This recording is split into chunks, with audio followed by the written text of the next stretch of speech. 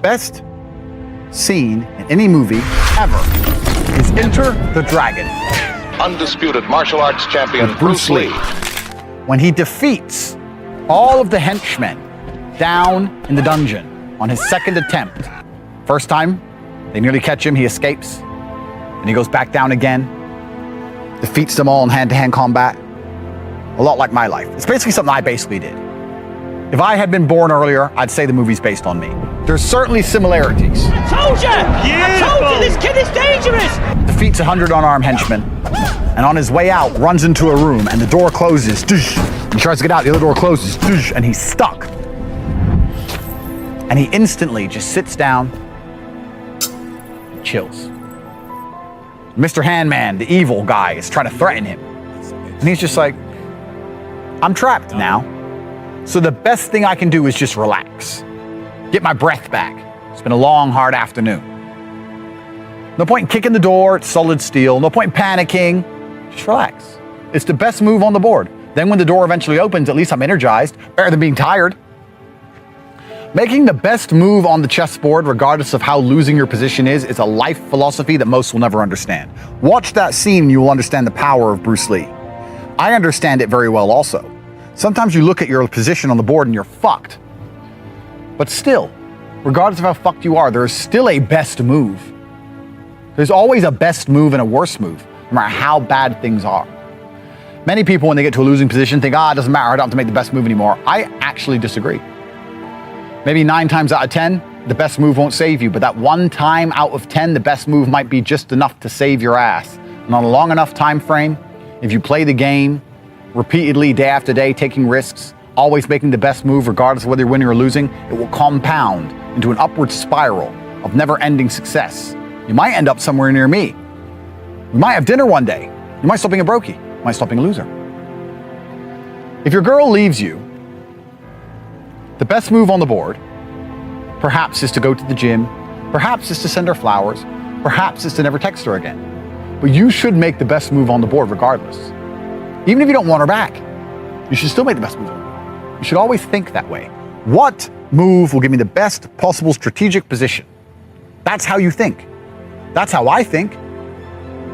Why does Tate do what he does? Tate does what he does because he trusts God to show him the best move on the board to enable him to build a position of resilience against the hordes of demons which are out to silence him. Controversial influencer Andrew Tate has been banned from Facebook and Instagram for violating its policies around dangerous individuals. We now live in a world where anyone who is told that they are good and purported by the media as being a good person is usually evil. Dr. Fauci, for example. Anyone who they say is evil, me, is usually a good person. We live in inverse world, clown world, upside down world. The Matrix hordes are out to destroy me. The Matrix has attacked me. I can no longer afford to make mistakes. I can't be sloppy. I have to make the best move on the board. I have to always keep my chessboard flawless. I have to be impenetrable. No matter how many bishops, knights, and rooks they're trying to attack me with, my pawn structure must be solid. Please understand. Best move on the board is how you should approach your life. Next time you're in a situation, you should sit and say, okay, this is a bad situation, I'm fucked. But what's the best move I could possibly make? What's the outcome I would like? What's the most likely move to give me that particular outcome? And you'd be surprised what some of them are. I had a guy email me the other day saying he lost his job. He was the worst salesman. I said, well, then you deserve to lose your job. That's how sales works. It's fearsome. He goes, well, I don't know. What should I do? I said, what's the best move on the board? He goes, well, I really want the sales job. I think I can get good at it. I said, well, then work for free. So do you have another job yet? He said, no. Okay, while you're applying for other jobs, instead of sitting around on your ass at home, keep working for free for the company for 2 or 3 weeks and see if you can turn it around. And he tried that. And he couldn't because he's shit at sales. But the point is, if he would have sat at home doing nothing, it wouldn't have helped him. The best move on the board was to try and prove to his company that he's actually worth something. If he was worth something, in those 2 or 3 weeks, he might have turned it around and got his job back. He still got to apply for new jobs. He didn't lose anything besides what? Jerking off and sleep? Jerking off is very rarely the best move on the board. It's very rare that you look at the chessboard and go, the best thing I can do right now is jerk off. But it's all you fuckers seem to do for some reason. You wonder why you don't get anywhere. Think about it. Best move on the chessboard. That's how I want you to approach your life, ladies and gentlemen. It's the mental model in which you should apply to scenarios to deduce what is the best possible action. Because if you're always making the best move and very rarely making the worst move, it's pretty hard to lose. It's player versus player out here. The world is not about even fairness. The world is about winners and losers, and everyone is competing against each other. You are competing against me, I'm competing against you, you're competing against your friends. You're competing against your enemies. You want $1, so does everyone else. You want that hot girl, so does everyone else. You want that house, so does everyone else. What's amazing is the things you want, the main reason you want them is because other people want them. So you can show off that you have it and they don't. It is competition. It's kind of like the age-old adage. If a tiger's chasing 10 people, you don't have to be the fastest. You just have to be faster than the slowest guy, because he's fucked. So considering that a lot of people are constantly making the wrong moves, if you can just start to make the right moves most of the time, you'll see exactly how easy life can be. There are 3 keys, I believe, to making money. The word of the day. First one's perspicacity. Most people go through life and they do not pay attention. I've said this before and I want to stick by it because it's so important.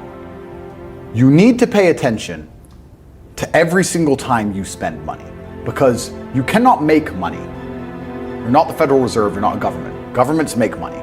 All of us take money from somebody else or a business or a government. We take money from other things. So the easiest way to learn how to get good at taking money is to pay attention to every time someone takes money from you. So next time you buy a coffee, don't just buy the coffee and drink it and think nothing of it like every brokey. Don't do that. Say, okay, why am I buying this coffee? Okay, I want a coffee. All right. Why am I buying here? Well, this is on my way to work. Is there any competition around? Do I also want breakfast? Do they sell breakfast? No, they don't sell breakfast. They could probably make some more money if they're selling breakfast. Anyway, I walk in, there's a long line. Why is there one member of staff? I'm low on time. I'm about to leave and not buy the coffee. They're about to lose money because it's taking too long. Most of the people in this line are businessmen. Why is there not a cute girl behind the counter? I bet if they paid a cute girl a little bit more, they'd still make a bunch more money because people would come in here to talk to her. Think. And then what you'll do is, as you go through life, every time you spend money, is you'll realize the problem is not how to make money. The problem is how much time you have, because there's endless business ideas. There's endless ideas. I walk into a coffee shop, and by the time I've walked out, I already know exactly how to open up next door and outcompete them head to toe.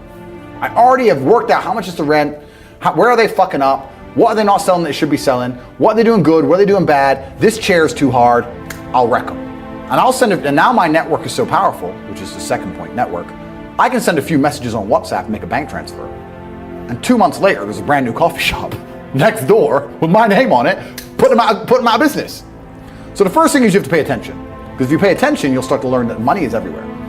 Every building is owned. These are skyscrapers. Billions. Every apartment nowadays is a million.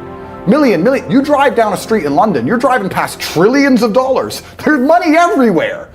It's all around us. When I was broke, I thought that the world was broke. I thought that there was no money. And then I got rich and realized that I was completely and utterly wrong. There's so much money. It's everywhere. If I go to try and buy a plane or a jet, they're always sold out. My yacht is a fucking 6-year waiting list. I want a Bugatti, they launch it, the email comes to my email address, 2 minutes later, gone. Like, there's so much money. If I want a diamond watch, or a $1 million watch, or $1 million Rolex, you can't get this stuff. There is so much money out there. Once you get to a certain echelon, you realize there's money fucking everywhere. So there's plenty of money in the world. People with no money are just not very good at taking it. So you need to start paying attention. It's the first thing. Second thing is network. It's hard to make money if you don't know anybody who has money. If you sit in a room full of ice cream experts and all they talk about is ice cream, how to make ice cream, the different flavors, how to store it, how to move it, how to sell it, even by accident, if you hang around with these people long enough, when someone asks you a question about ice cream, guess what you're gonna know the answer. You're gonna say, you know what? That's because it's pistachio and that needs to be 2 degrees higher than chocolate. And you're gonna look like a smart ass. So if you sit in a room full of people who are making a bunch of money, everyone understands this. Your network is your net worth. You're the sum of the 5 people you spend the most time with. Everybody understands this. And then they still hang around with fucking losers because they're dummies. You're right, I am the sum of the 5 people I spend the most time with. Anyway, this is my friend Nick. He's so funny when we go drinking because he gets really drunk. Losers. I don't talk to anybody who is not winning. Everybody whose phone, every phone call I will answer, if I answer a phone call, it is from a winner. I don't talk to losers. Everyone I talk to is rich. Everyone I talk to is making money. Everybody. If my entire reality is full of multimillionaires making money, how am I not going to make money? And this is why network is so important, is because it's the same reason that wolves hunt in packs. If you're a lone animal, you have one set of eyes. But if you're a pack, you're watching every single angle, every single side. Perhaps I might miss something. I'm as perspicacious as possible. But one of my friends identifies that the war in Ukraine is going to change and the Russian ruble is going to pump. You can make a bunch of money on a Forex trade, for example. I may not have noticed, but he'll notice. Now I've made a bunch of $1 million to get a text message, right? Because I have friends who are paying attention. All of us are paying attention. So your network is super important. That's another thing. We'll go into this because I have something called the War Room, which is also on corporatate.com. I'll let people read for themselves. That's my private network. And we specifically talk about money and a few other things. But that's is that like more like a mastermind? It's the real world's how to make money, and the War Room's what to do with money, if that makes sense. Yeah. It's all on corporatate.com. I don't want to get off track, but it's there. But second is network.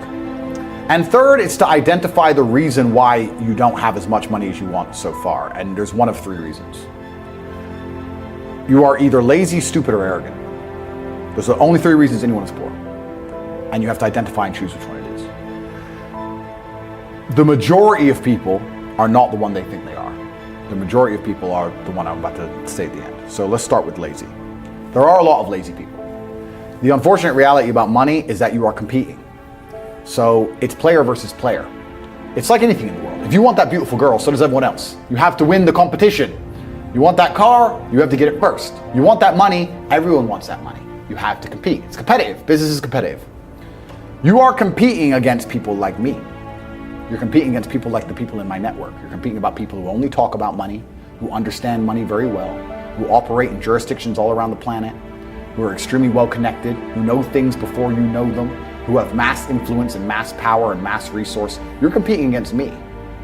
This is what you must understand. You're not waking up going, I want to make some money. You're competing against people like me. You're competing against billionaires. You're competing against hedge funds. How did these hedge funds keep growing? Where are they getting that money from? From the brokies. They're robbing you. They're robbing all the poor people from the pension fund, dummy. That's where they get it from. This is who you're competing against. So the competition is absolutely and utterly fierce.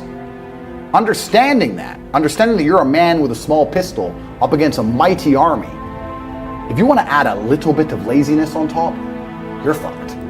So when I say people are lazy, they go, I'm not lazy, I work hard every day. You work 8 hours a day? You work eight?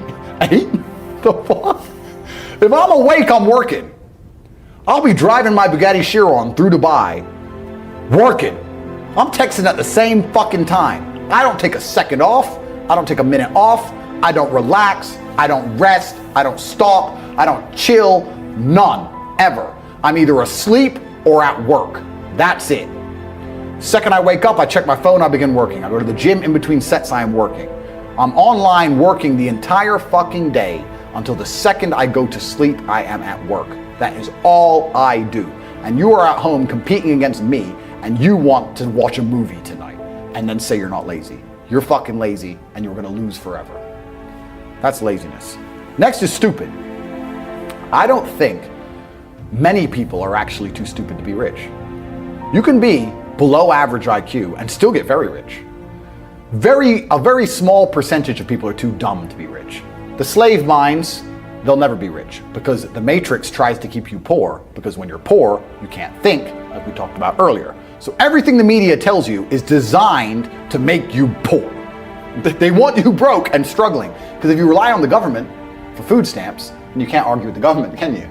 So that's what they want. So anyone who believes in the matrix and believes in media and believes in the lies they're told, anyone who sits there and goes, that's true, that it's literally designed to make you broke.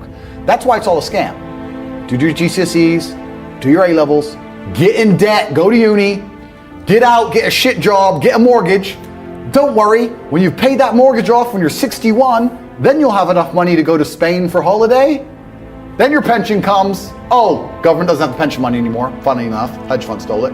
Pay half your money in your life in tax. Oops-de-doops. And then you wake up one day and go, whoa, I just got fucked. So the whole scam, the whole story is a lie because they want you broke. They don't want you rich. If you're rich, you won't listen to them. So all of it's a fucking lie.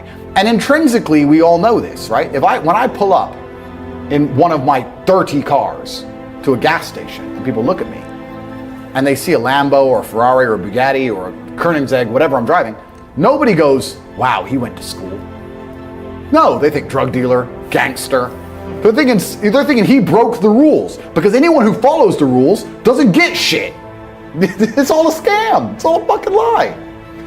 So the slave minds are fucked, but those are the only ones who are too stupid to make money. Anybody who understands that the Matrix is lying to them is smart enough. So very small percent are too stupid. Inside of our school, at the height of it, before the Matrix attack, we're relaunching now, we had 175,000 students. Wow. When we had 175,000 students, maybe 2,000 we kicked out for being too stupid. It's step by step. Do this, do that, do this, and don't be lazy. The fuck? It's not that hard, right?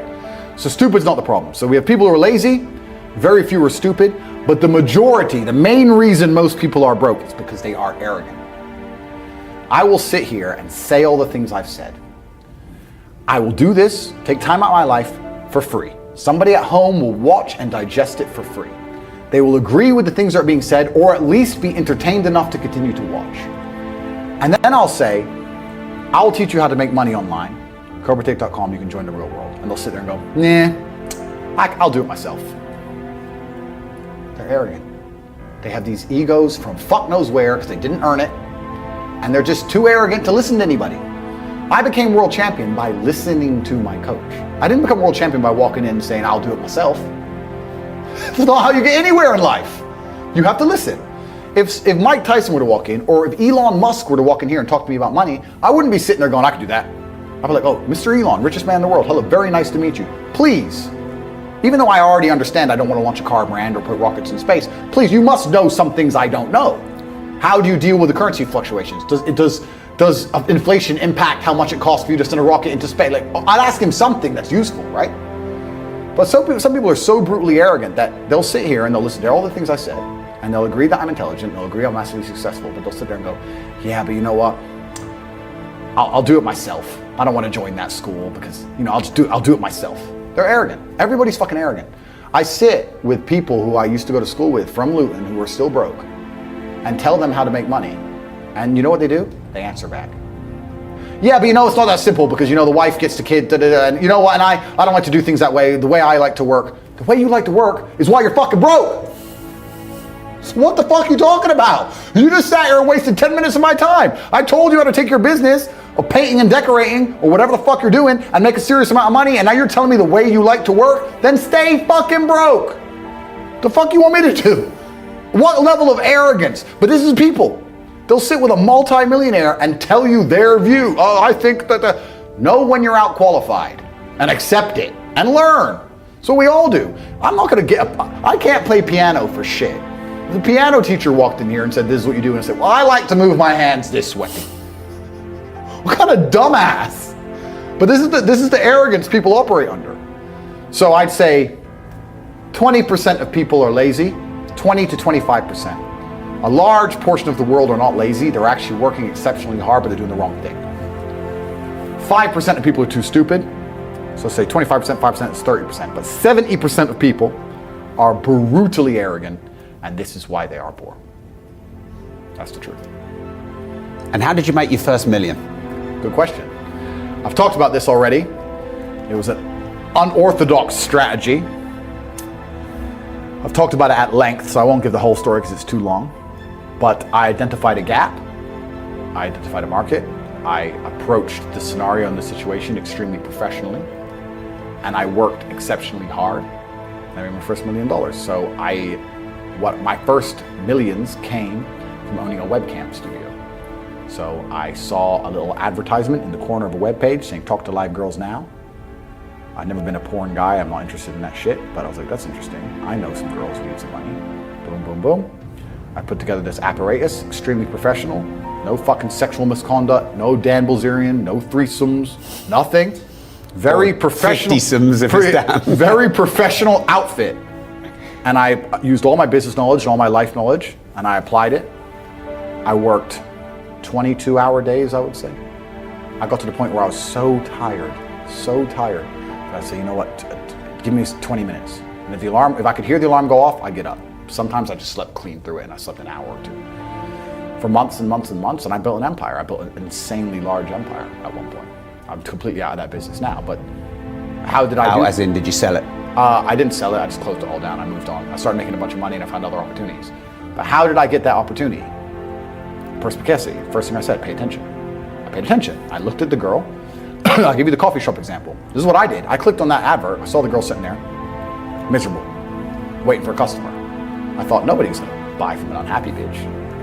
The men who are paying her are trying to escape an unhappy life, or they wouldn't be doing this shit. So when I got my girls online, smile. Happy girls get paid. That was the token. That was the slogan. Happy girls get rich. Joking. Ha ha ha. Who's you gonna pay? You're gonna pay the girls like, yeah, having a blast. So I paid attention to the competition. I saw an opportunity, just like the coffee shop. So all the things they did wrong. The room was messy. Camera quality was shit. There's the basic stuff. The way the girl acted and interacted. All that stuff. And I applied it all by paying attention countless hours watching everybody else, finding the way to do it better, just like with the coffee shop, and I did it better. So I was absolutely and utterly perspicacious, and that's how you make money. And I did it with that, but I could have done it with anything, and now I do it with everything. The story of me sending a text message via my network and having a coffee shop is a true story. I've been in there maybe twice. I can't even go. And I have mechanisms in place to make sure I'm not robbed too badly, because unfortunately a little bit of cash goes missing. But everything's in place and it makes me money. I don't think I've even drunk my own coffee. I identified, I put together a list. It needs to be like this, like this, like this, like this, like this. I have competent people who work for me, which is very hard to find, but I do. They understand to follow the doctrine to the doctrine, and I'm getting money into a bank account. That's it. And you can do that with literally anything if you have a strong network and you pay attention. You can do anything. Even podcasts. We're doing a podcast right now. You guys are already big and successful at this. I'm telling you, you can look at the biggest podcasts in the world and still see what they're doing right, what they're doing wrong. It's just the game. That's the game. And then you have to outcompete everybody else. So. And what's your net worth now? You know what's? It's kind of funny because Is that sigh? That's the shittest question so far on this show. No. It's I don't actually really know, because they say if you don't know what you've got, they say if you know what you got, you ain't got much, and it's so fucking true. I don't know how much that coffee shop is worth. I know what it makes me roughly a month. I don't know what I could sell it for. I can guess now, like if I were to put a 6 times multiplier on it, you know, I could guess. But then, what am I doing for every property? How much are all my properties worth? Fuck knows. Different than when I bought them. So the price has gone up, down. I don't even check. Don't know. So how much are the property worth? I can guess. How much the business is worth? I could guess. How much is my brand worth? If I put my name to something, it sells. I've been offered $50, $60, $70 million to sell junk to children, which I wouldn't do because I have too much morals. How much is my brand worth? I'm the most Googled man on the fucking planet. God knows. Like, I couldn't guess. I would guess that because there's different metrics of measuring the value of, say, a business, sometimes they'll put a 3 times multiplier on it, sometimes they'll put an 8 times multiplier on it. Let's put it this way. Hustlers University, 175,000 students, was doing about $13 million a month profit. That's an online educational company. Online is the future. Education is the future.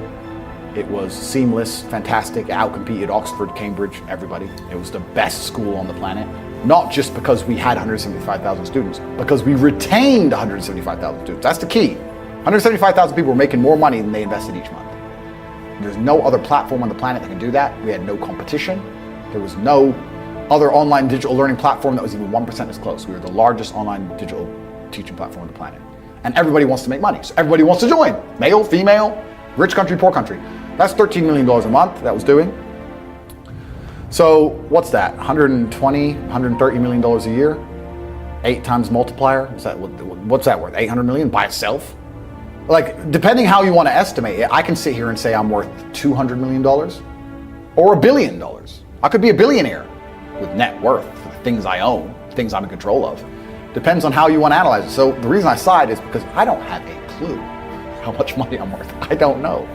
I know that if I want shit, I get it. I know that the world is effectively free now.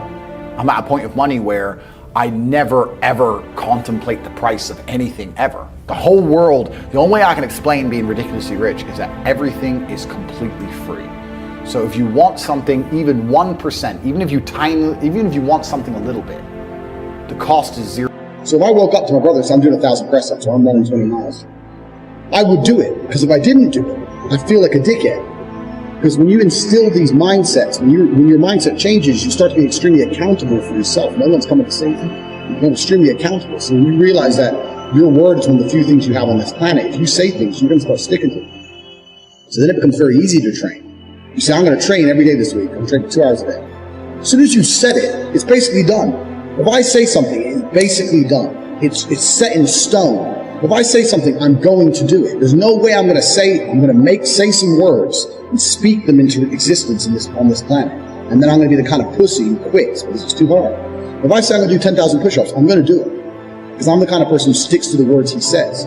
And this is another thing we understand in the G1C. Very, very specifically what you say. Because if you instill your mindset correctly, and you start to just say things, just start saying things. Then you hold yourself accountable. Say things you don't even think you want to do. Wake up and go up to your friend or your mom or whoever and say, you know what? I'm going to do 1,000 push-ups today. Say it to people. And they're going to say, no, you're not. They're say, watch me. And then you have a choice. You're either going to succeed like a G, or you're going to be a little pussy. You're going to quit at 310 because it's hard. What kind of man are you? That's a decision you need to make. If you're the kind of man I was, I'd say shit and I'd fucking stick to it. My brother said, you become a sayer. I used to train with my brother. He'd say, let's do 500. He'd say, let's do 2,000. He'd say, well, you've said it now, so we have to do it. I said, exactly. I said it now, so now we have to do it. There is no surrender. We have to do it. This is another facet of the G mindset. This is number 4. You gotta start saying shit, and your word has to be iron, unbreakable. I say depression isn't real. I said feeling depressed is real. But the idea that depression is going to strike you in your mind and there's nothing you can do about it, I think that is promoting helplessness amongst depressed people, and that's the reason they kill themselves. I don't think that making people helpless in an unfortunate situation is the great thing to do. You have to give people hope. And I explained that when you believe in something, you give it power. So I tried to say that when I felt at my lowest and I achieved the most I've ever achieved in my life, the reason I was capable of doing that is because I didn't believe in the paradigm of being a depressed person. I just believed that this is how I currently feel, and fuck it, I'm going to do whatever it takes to get my life to be better. And I gave a very simple example, an analogy. I said, if you take 2 people, one believes in ghosts and one doesn't. You put them both in haunted houses. And in the middle of the night, there's a bang. The person who believes in ghosts is now terrified. There's a ghost, they're calling an exorcist, they're panicking in the room, they're hiding. The person who doesn't believe in ghosts goes wind and goes back to sleep. It's the same noise, it's the same scenario, but it's the belief in their mind that and ruins their life. It's the belief in their mind that turns against them. And I've said this many times. I don't even give a shit about right and wrong. You can tell me depression's, you can give me with every scientific proof in the world, depression, I refuse to believe in things that take my power away. I'm only going to construct a mental model that allows me to be as powerful as possible. If believing in the idea of depression is going to take my own power away, then I won't believe in it. I don't want to believe in things that make me weak. I believe in things that make me strong. And someone goes, well, you're wrong. Listen, let's assume you're correct and that makes me wrong. Let's say that you're right and you're depressed. Why would I want to adopt the thinking of a man who is sad? Why would I want to think like you? Wouldn't it better to be wrong and be happy and have a sports car and a yacht and a private jet? You want to talk about right? Look at your life. Don't talk about right and wrong. Let's talk about success and results. I don't believe in things that take power. I never have. So when people email me and they start saying, I'm depressed. And what's funny is this. I talk to them and they desperately defend the idea of depression. I'm like, my friend, you just told me you're too depressed to be successful and depression has destroyed your life and you lost your girl. I'm telling you that the enemy in your life isn't real. And you're now sending me 10 emails a week trying to convince me that your enemy is a real thing. Why are you sticking up for your enemy? This person, whatever it is, this idea destroyed you, and you're putting your energy into defending it. You should be on my team. Whose team are you on here? You want to sit here and convince me? I'm never going to believe you. I'm never going to adopt your thinking because your life is not successful enough for me to emulate. So why don't you try to adopt my way of thinking? Stop defending this. And they're defending it because it's a cure-all excuse. Depression or sadness is a cure-all excuse for men to use for failure. I have failed. This is why they say I don't believe in men's mental health, or the man who's depressed can't compete with the man who's not depressed. This quote. I say, listen, you get to roll out, be fat, be out of shape, be broke, be unimportant with no girlfriend. And instead of the world thinking you're a loser, you get to say, I'm not a loser, I'm depressed. It's a shield. Yeah. And I say, that's why you don't want to lose your shield. Because now you have accountability, now you have performance. It's a cop out. Fuck it off. I don't give a shit if it's real or not. We're not about that. We're talking about success here. Get rid of your excuses, stop defending the thing that's ruined your life, and get to fucking work. And every time anyone has ever listened to me in history, ever, every single one of them's transformed their lives and messaged me positive messages after. Every single fucking time. That's why I'm antidepressant. Because that pill ain't gonna fix you the way becoming the man you wish you were is gonna fix you. Lesson 1. Speed. Now, I tell this to everybody all the time, and nobody understands what I'm trying to say. I'm going to try and articulate it. Speed is extremely important in business. Everything that needs to be done must be done fast. That doesn't mean it has to be done cheap. It means it has to be done quickly. People seem to conflate the two. That if you do something quickly, it must be terrible. That's not the case. When you're a professional fighter, you learn to punch. Your instructor says faster, faster, faster. You learn to punch faster. You don't degrade your punch. You don't start punching like an idiot. You keep the same quality of punch, but you do it quicker. Now, nobody in the world, the modern world especially if you're dealing with creative people in any kind of regard, they don't understand speed. Numbers people kind of understand speed. Creative people don't understand speed. And this is they have a strength and a weakness there. Creative people have something I don't have. They're very creative and they can see things I can't see, but it takes time. I'm the complete opposite. I want everything done straight away now. But speed is super important for a business. I'm going to tell you why. So whatever you're thinking of doing, whatever the business you're thinking of running, you need to do things quickly. If an airplane, everyone knows how planes work, is flying through the sky, even if its engines fail, it will continue to fly. If the engines fail, it will not fall out of the sky and instantly crash to the ground. It will continue to fly. Do you know why? Because it has forward momentum. It's going forward, and that means the wings are creating lift, air is going underneath the plane. As long as the plane goes forward, it will not fall and fail. And a business is exactly the same. The key with business is to make sure you're always moving forward, always producing content, and always doing everything you can as quickly as possible, while maintaining the quality. Do not conflate quality with speed. You can do the same. If you have an idea right now and you have someone you're working with, let's say you do a new website. Tell the company it's going to take 2 weeks. No, it's not going to take 2 weeks. It's going to take 3 days. I'm going to find somebody.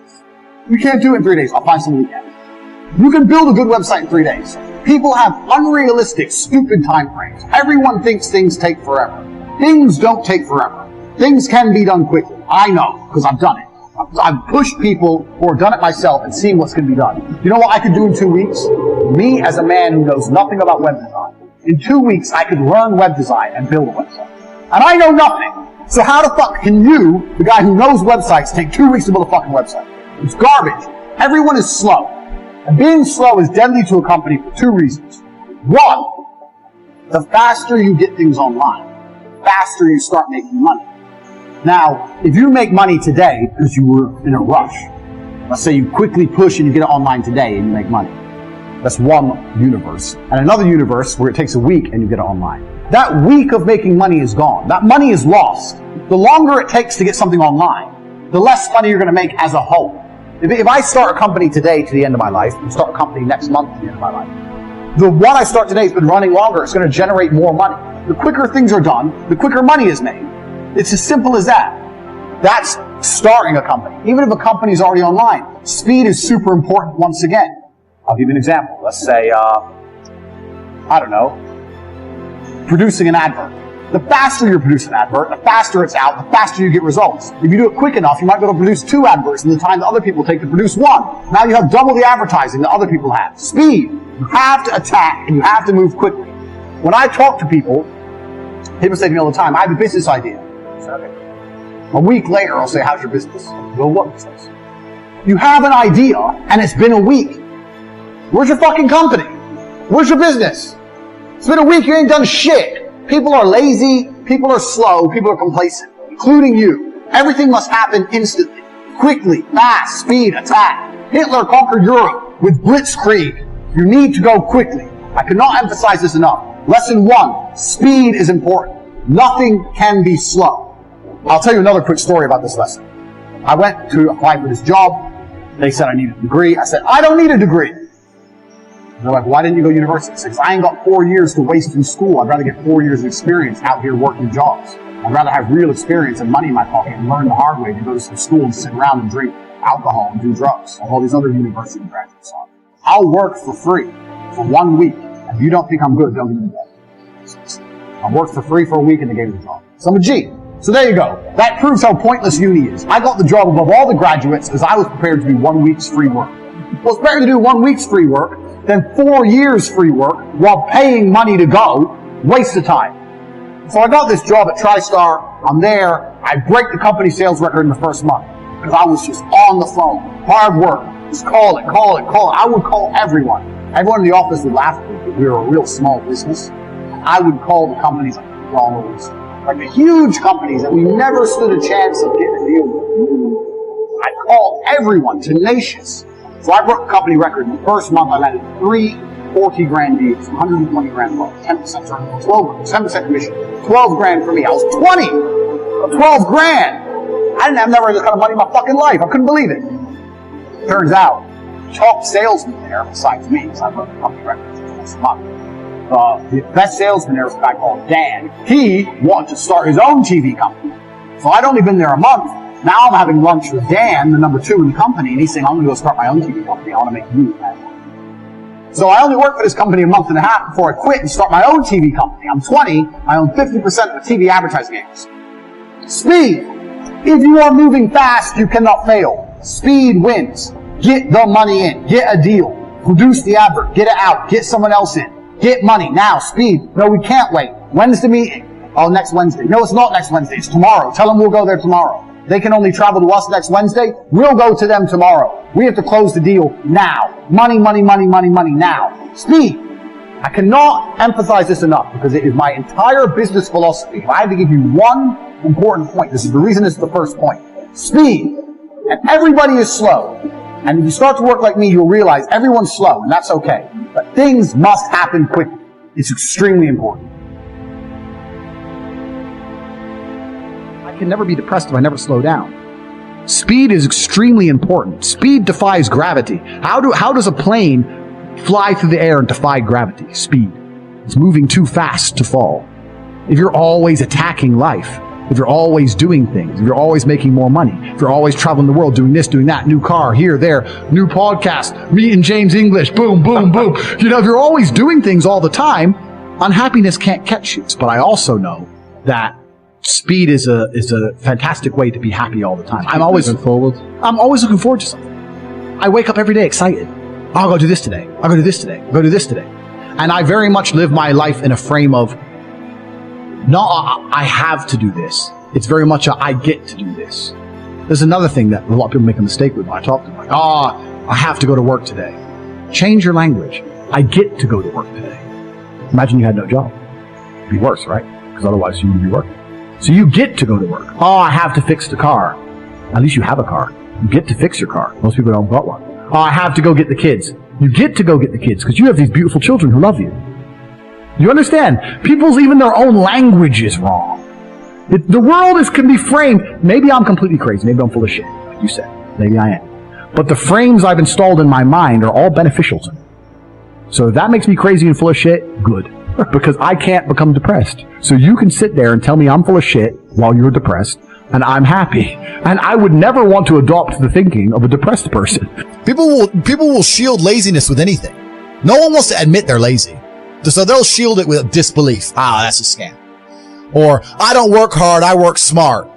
Bollocks. More cover. For just anything it takes to say, I don't want to work. Do you believe in that? Work smart or not harder? I believe in both. Yeah. But there's a time when it comes to work smart. And most people are trying to do the smart work before they do the hard work. It's kind of like talent, right? You don't notice if you're talented at something until all the hard work's done. Yep. I could be the most talented tennis player in the world, but I don't play tennis. So if I go down the tennis court, Joe Schmo is going to smoke me. I don't get to see my talent until I've worked so hard that I'm in the top 1%, and now I'm beating them because I have some God-given gift. Yeah. You understand? Yeah. You have to do the hard work first. If there's no hard work, there's no smart work. So someone's going to sit there and go, I work smart, I don't work hard, so I only have to work an hour a day. If working smart gets you a lot done in an hour a day, then you should work smart for 12 hours a day and get 12 times the work done. I am absolutely and utterly a believer in hard work. I'm a proponent of hard work. I have all this money and all I do is work. My entire life is work. This podcast is work. I'm getting in the car and going to another meeting, work. I want to go to the gym so I'm in good shape, work. It's all work. My entire life is work. And people don't want to look at life that way. They want to talk about work-life balance and being lazy and all this crap. I don't believe in any of that. I believe in if you want to win, you have to outcompete the man who's prepared to do nothing but work. It's player versus player. If you're going to sit there and go, I don't want to work more than an hour a day, well, the guy who does want to work more than an hour a day is going to beat you. And no matter how smart you are, there's always a smart dude who's doing the same smart work you are for more hours than you're doing it. That's just the nature of the game. The way that humans work and the way that we've evolved as a species is that we don't really learn lessons unless they're learned the hard way. Yeah. I believe that unless a lesson is taught the hard way, you're not going to learn it. You can have so many near misses and people won't learn their lesson.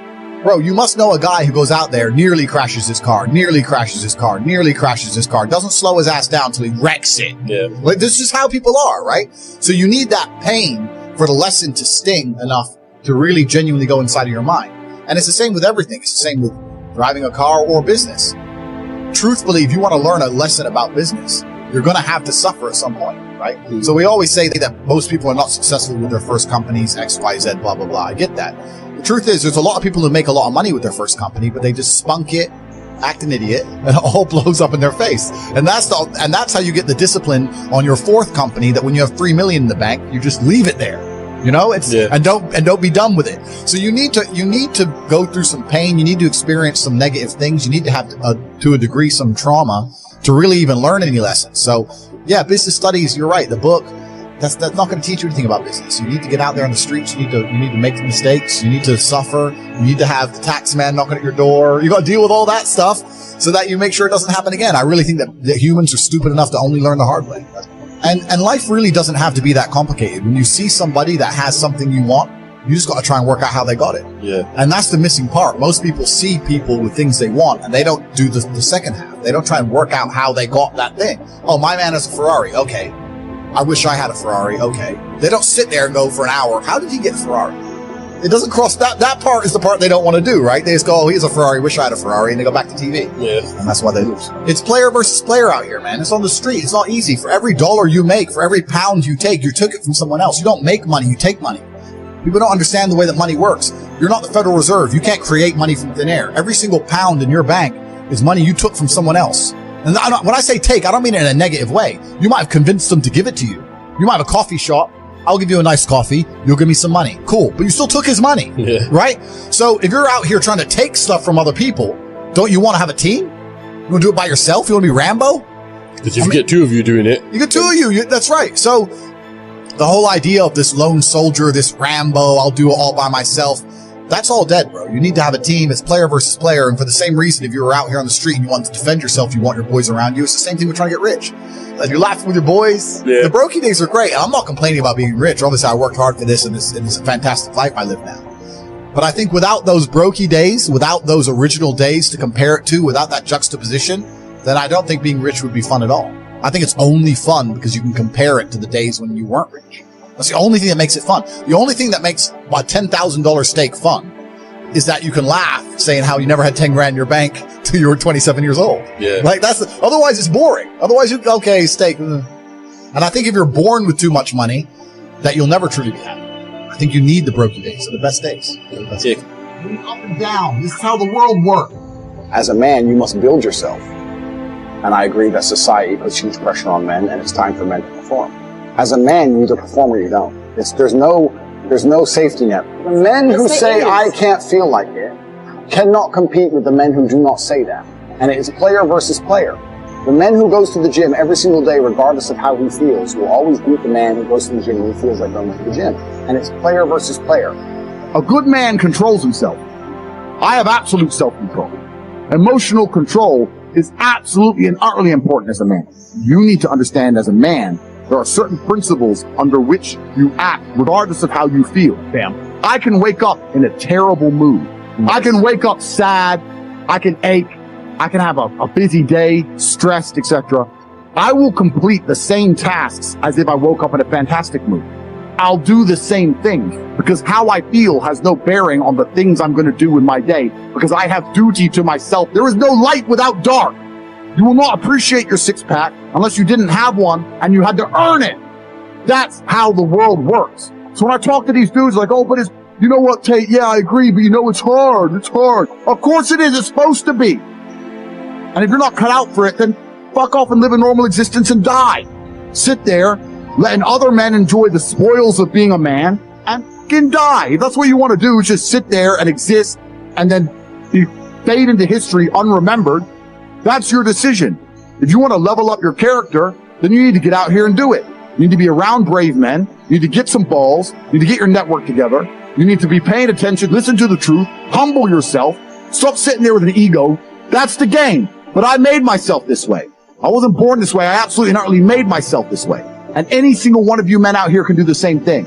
I was always looking for, I wouldn't say happiness or contentment, but I was always looking to try and break out of the 9 to 5, just the normal monotony of day-to-day life. I think that men have a very unique life path, and it's very difficult to try and achieve status as a man. It's not easy to stand out from the crowd. And even what women expect of an important man, you need to be smart, charismatic, intelligent, strong, have a nice car, nice apartment, good network, good friends.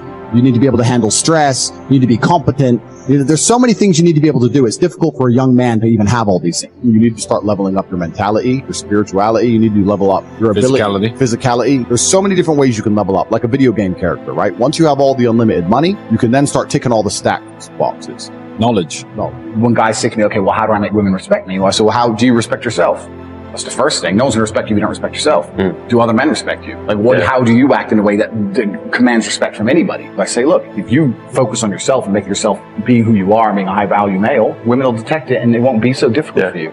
You have to respect yourself first. And how does a woman respect a man? When she sees that he respects himself and other men respect him. You need to understand that the world you live in as a man, in my personal view, is very purposefully constructed. It's been constructed in a way to destroy your masculine power. And the future of the world, especially in the West, is a further encroachment on your sovereign ability, your sovereign thoughts, your base instincts, the things that make you happy. Absolutely nobody is concerned with male happiness on any level. They don't want you to be happy. They want you to be miserable. A miserable slave in a tax bracket. And you have to understand this. And the only way you can combat against it is to take significant action. You have to take significant action. You have to use the internet. It's the tool they're using. The internet is the tool they're using to brainwash the masses. You need to combat it and use their own tool against them to seek out the kind of information, knowledge, and friends that you need to have around you. You are going to be the sum of the 5 people you spend the most time with. So that, if everyone understands that, as an intelligent person, you're going to be extremely careful and you're going to curate heavily the 5 people you hang around with. So you need to be aware of what's happening around you, and you need to curate for yourself a social network of people who understand that and are doing their best to combat that. That is the most basic imperative of the masculine frame, which has been destroyed in real time. They are trying to convince you that you should act how you feel. You should show more of your feelings. If you feel this way, you should show it. If you want to cry, cry. Look, I have no problem with guys crying. What I'm saying is the reason they're trying to bring out emotionality in you is most of the time you don't feel like doing the things you're supposed to do. But the true masculine frame throughout history was doing the things they didn't want to do, but they knew they had to do because they had honor and duty. When you remove self-control from men, not only do you get emasculated weak men, but what you also get is very dangerous men. There are actually far less genuinely high-value men than there are pretty girls. You can go to any club in any country in the world. I've been to 72 countries. You can go to any club in any country in the world and see pretty girls. If you're going to find a young, in shape, smart, tall, intelligent, rich man, it's extremely difficult to find. And that man has options. He has more options than a beautiful girl. And I'll tell you something. There's always been a large proportion of men in the world who made the choice to stay where they are. And life for them wasn't that bad. But as we reach the future and as time goes on, you're going to notice now that the people who don't chase having a masculine network, if they're not going to be excellent upon themselves and they're not going to be plugged into a serious circle of achievers, their life's going to become terrible. You could just be a normal dude. And your life really wasn't that bad. But now we live in a situation where you just can't just be a normal dude anymore. Being a normal dude is no longer an option. So as a man, you have to be doing something to try and improve your status. There's also different ways to do it, right? But if you're a man with truly no status in society, now it's hard. Yeah. It's really hard. So you have to understand that as a man, you got to gear your life in a certain way. One of the easiest ways to get status is who you know, right? A lot of it's networking, and if you know the right people, you can get some status, at least off of them, to some degree. Every single man on earth with enough work can become one. That's the counter side, right? So there is hope at the end of the tunnel, but you got to get up and do it. You know what I truly think a high value man is? Okay, it's a few things, right? So there's the obvious evolutionary triggers. The easiest way to be a high value man is a man who's capable of violence. When you look at it from a biological trigger. It doesn't matter if he's got muscles or he's big or he's tall, whatever. Women understand from a biological perspective, they like a man who can fight. Yeah. It doesn't matter if your man had money, a Ferrari, everything, but if you knew for a fact that any dude stepped to him, he'd get sparked, you wouldn't want him, right? So that's the first thing. We're suffering from cowardice. We talk about all the problems in the world. It's easy to talk about them all. But you could narrow them all down to the exact same thing. Cowardice, masculine cowardice, all of it. All of this is masculine cowardice. That's all it is. You're not going to be able to imitate being a G. You have to go out there and you have to suffer as a man. You got to go through trauma to be a G as a man. Too many dudes out here are trying to imitate. That's what all this is. You're talking about game. You're trying to be something you're not. The real game is to be the man. That's the game. As a man, you need to go through trauma. You need to go through difficult periods. You need to go through things which are extremely uncomfortable to become any kind of man of value. Every single woman on this panel, if you were to ask her to describe the kind of man she wants, she would describe a man who she thinks makes her feel safe, who is dominating, who is smart, who is charismatic, who is interesting, etc. You cannot be all of those things by accident. Any man who grows up with a very, very easy life, who never goes through anything, who's born with a silver spoon in his mouth, is the exact kind of punk which these women don't want to touch, right?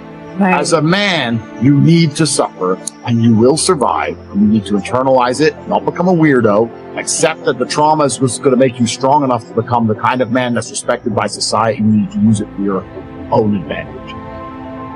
I hope this pisses you off, because I'm telling you to annoy you, that you're sitting there struggling to pay your bills. There are people out there making so much money you couldn't possibly fathom who have anything they want all of the time. And you may sit there and go, oh, but they're miserable. A lot of them aren't. Trust me, they're having a great time. So you need to make a bunch more money because there's money everywhere. I'd look at a beautiful woman and go, I can go on a date with her and she's absolutely gorgeous and perhaps we'll fall in love and it'll be great. But you know what? I'd rather work. I just want to conquer the earth. I don't care about anything else. So you need to start identifying how your money is taken from you. Because once you identify how your money is taken from you, you can start to actually intelligently think about how you can take money from other people. The only time being a man ever is good is if you become an exceptional man. He understood. Be near the money.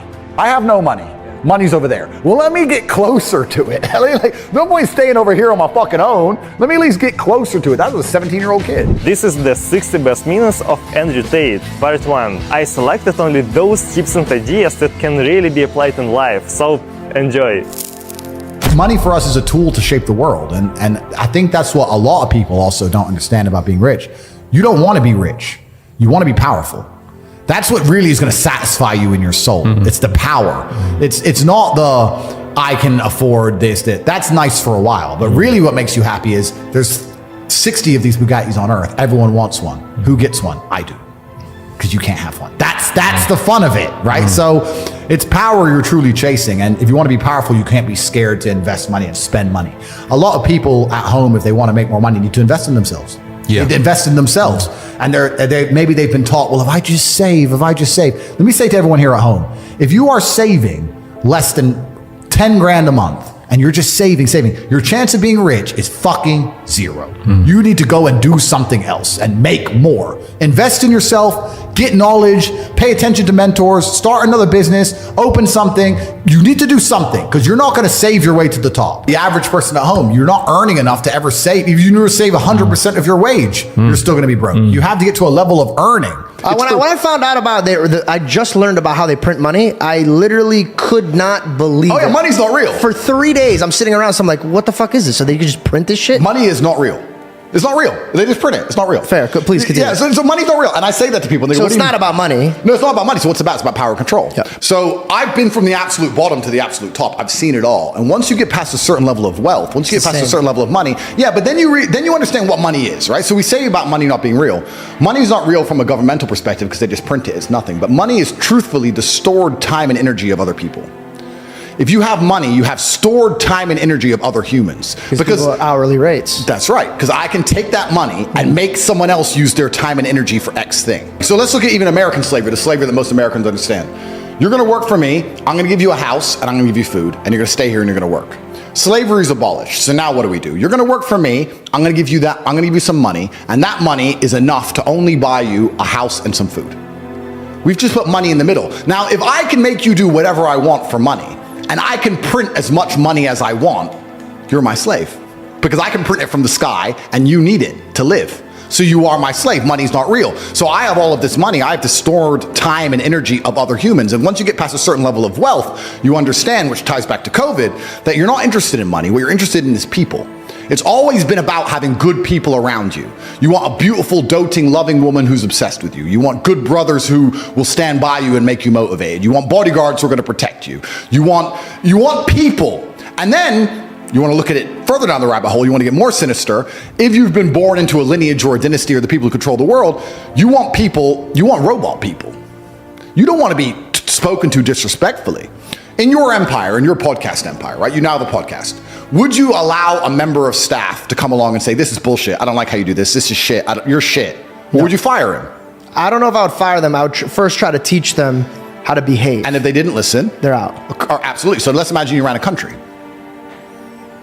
Okay. All right. Let's imagine you ran the world. So I say this to people. I say, for the next 2 weeks, every time you spend money, even if it's £1, write down how they got it from you. And they're like, what do you mean? I'm like, all right, cool. You're walking down the street. You're going to Starbucks. You buy a coffee. Why did they take your money? Well, I wanted coffee. Yeah, but how? Okay, you wanted coffee, right? Cool. Did you only want a coffee because you saw Starbucks, or did you want a coffee beforehand? Why did you want their coffee and not another coffee? Did you buy a cake as well? Why did you buy a cake? All right, cool. So now you identified how they took your money. Then realize how they could have took more of your money. You bought a cake, but you didn't buy a sandwich. Why? The sandwiches weren't on display, or they looked cold, or they looked rubbish. Or the woman who was serving me was old and ugly. Maybe she was a young cutie and talked to me about bologna sandwiches. I would have bought one. Right? So you need to start identifying how your money is taken from you. Because once you identify how your money is taken from you, you can start to actually intelligently think about how you can take money from other people. I find it amazing when people say they don't have motivation. I have people come to me and say, I want to get rich. I don't have motivation. I want to work harder. I said, how can you not have motivation to get rich when somebody like me with a head start like mine is still working 18-hour days every single day, 7 days a week without having a day off? I'm going to crush you. You don't stand a chance. I will beat you. And you're just going to sit there and perpetually lose because you can't find the motivation to crawl up out the mud and stay a bug until you end up in your 15-minute city getting your 17th injection like a dummy, like a useless eater. All I do is work. Nothing is fun. I don't have fun. I don't even understand sports. I don't understand the concept of fun. The only sport I ever did was beating the shit out of people. Is that fun? By the way, hit the like button and follow my YouTube channel. The next episode with Elon Musk is coming. I wake up every day and I think, how do I make my life better? Nobody else wakes up each day and goes, how do I make Andrew Tate's life better? So if you're not the person who's waking up every day going, how do I improve my existence? Then nobody is. Nobody on the planet is considering improving your one spin on Earth. No one else cares. Nobody else cares. So if you don't care, then you're fucked. So you need to wake up and care. And it's amazing to me, like you're saying, how did I find my mentors? I just tried a bunch of them. Like when I had no money, I would try very hard I'd listen to lots of different people, or I'd try different things. And I wasn't scared to invest in myself because I understand that, look, if he's taking time out of his life, then I need to reward him for it financially. And I tried very hard and I listened and I paid attention and I was never lazy. The largest attack vector for a man will always be women. I don't know if most men understand this, that the easiest way to get a man in any regard is a woman. Because women have basically no OPSEC in general. Explain no OPSEC, sorry. They have no operational security. They have no OPSEC. So if my brother and I go somewhere, I know that unless I want people to know I'm there, no one will know I'm there. If we bring either of our girlfriends, sooner or later, if it's the corner of a cup on an Instagram story, or chicken box. Yeah, that's right. Yeah. Do I get that one? Yeah. No, that's true. But they knew where I lived anyway. I didn't get raided for pizza. They knew exactly where I was. But women aren't very good at operational security, firstly. Secondly, women are easy to scare, as they should be. So if you need to, your woman can love you with all her heart. But if they want to find out where you are and they kidnap your wife, she's going to tell them. Yeah. Of course she is. If the police interview her, she's going to tell them. Of course she is. Women are the attack vector. And I'm talking about this from a law enforcement perspective. I can also talk about it from my previous life. If I had an enemy, and I wanted to get hold of him, and I couldn't get hold of him, or I couldn't find it, we just find his chick. She'll tell us. Or you at least watch her. Yeah. She'll give it up. Every single time she'll make a mistake. Because women don't have this combative mentality. And I wouldn't want a woman who does. Because that's a man. Because that's a man. And you don't want a man. Exactly. You want a woman. Yeah. So I'm not being misogynistic. I'm saying that the kind of woman I like who's truly feminine, who I'd want to be with, is a primary target. Law enforcement know this too. Law enforcement will arrest a man. Let's make up a hypothetical situation. Hypothetical. Let's imagine there's a guy called Top T. Top T is arrested. Top T is accused of human trafficking. He's accused of human trafficking because he told 2 of his friends what hours to post on TikTok. Matrix attack, garbage. The law enforcement know it's garbage. Everybody knows it's garbage. The primary objective in this hypothetical story is to put the man in jail, use the media machine to slander him, and to drum up a real case. Because he's now in jail, they've got some months to find something real. Because all they have now is TikTok is stupid. So they call all of his ex-girlfriends, or every girl he's ever interacted with, and they sit down and say, were you a victim of Andrew? And they say, a victim of what? He never did anything to me, he never hurt me, he never hit. But did he manipulate you? What does that mean? Manipulate me to do what? He took me to dinner. What do you mean manipulate? Then what they do is they bring out a league table in this hypothetical scenario. They bring out literally a league table, a spreadsheet. After going through this imaginary person's bank accounts, saying, well, where did he take you for dinner? Here. Oh, where else did he take you? Here, here, here. Okay, that he spent maybe, I don't know, 8,000 euro on you. Do you know he bought this girl this? Do you know he spent this much on this girl? Do you know he went here with this girl? And he'll put together a league table with financials next to each name, almost like the Premier League. You're number 13. Watch her sit there and go, I loved him. I'm number 13. Why'd that get diamonds? That's the beginning of the 6-hour interview. And they'll pressure her and try and get her to agree to some manipulation, or just because she was sad. They don't care if it's real. They just want the signature. So women are the attack vector.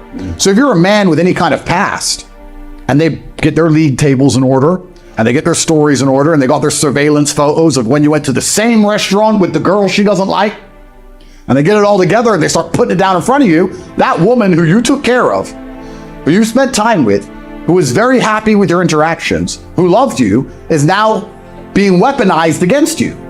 Women are the #1 attack vector for a man, by law enforcement and by your enemies. If you're a man out here and you're dating 3 or 4 women, please understand that if I was the police, or if I wanted you dead, we would look at those 3 or 4 women and work out how to use them against you. That's the bottom line. Does that mean you struggle to open up to women because of the threat of that? Are you closed to them? I mean, I'm cautious. Because. So maybe you're not giving them the full year. No, it's not that. I'm doing them a favor. that line, I'm doing them a favor. I am. Yeah. I'll tell you why. You take the average chick.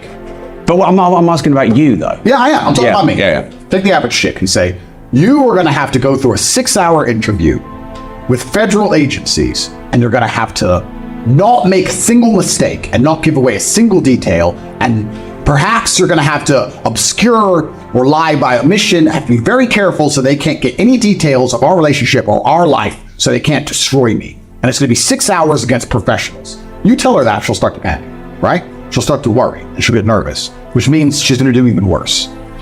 It's better if she doesn't know anything to tell. I'm doing her a favor. When they sit down and say, how does Andrew make money? She goes, you know what? I've been all around the world on private jets. I don't know. But does that not ruin your intimacy? Absolutely not. Why not? I'm protecting her. I'm protecting her because she no longer has to sit there and go, okay, I know he does this, this, and this. What if they ask me about this, this, and this? What if they already know? What if they had the... No. She doesn't know, so it's easy.